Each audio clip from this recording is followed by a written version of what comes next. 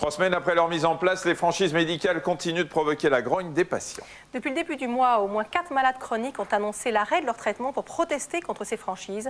Ils vont jusqu'à mettre leur vie en danger pour interpeller le gouvernement. Et le malaise gagne aussi l'hôpital où beaucoup de patients estiment qu'ils ne pourront pas payer cette franchise de 50 € par an.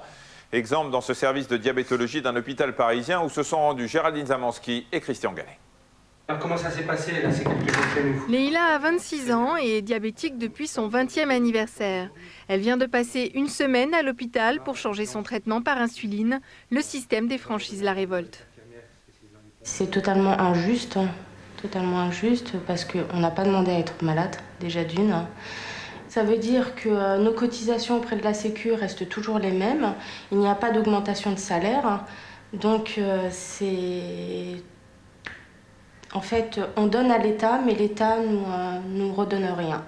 La franchise, c'est une rupture de la solidarité nationale, c'est la remise en cause de l'assurance maladie, assurance, comme veut dire le terme, c'est-à-dire que c'est l'ensemble des patients, l'ensemble des sujets qui sont bien portants et qui seront un jour patients, sûrement, qui payent pour l'ensemble de la communauté. En plus, le principe fondateur des franchises établit une sorte de hiérarchie entre les maladies. Les plans Alzheimer et cancer seraient ainsi financés grâce aux recettes issues des franchises qui s'élèvent à 50 centimes d'euros par boîte de médicaments et par acte paramédical et à 2 € par transport sanitaire en ambulance. On comprend très mal pourquoi les patients d'une pathologie comme le diabète, par exemple, ou les patients qui sont sous trithérapie dans l'affection par le VIH, pourquoi eux doivent payer pour une maladie comme l'Alzheimer. Nous n'avons rien contre la recherche, contre la mise en place de recherche pour l'Alzheimer, mais pourquoi est-ce une pathologie donnée qui doit payer pour cette autre pathologie ? Les médecins craignent aussi un effet pervers pour les patients atteints de maladies chroniques qui ont déjà du mal à suivre correctement leur traitement. Pour bien réguler son diabète, par exemple, il faut faire cette analyse de sucre dans le sang très régulièrement, alors que les bandelettes vont coûter plus cher. On sait bien que les pathologies comme le diabète, par exemple, sont coûteuses au stade évolué de la maladie.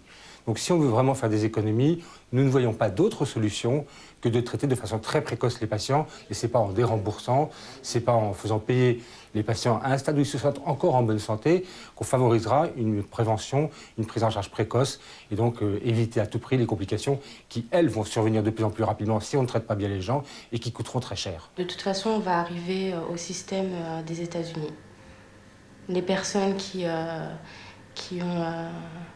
ont de quoi payer se soigneront et les personnes qui seront dans le besoin risqueront des aggravations au niveau des maladies.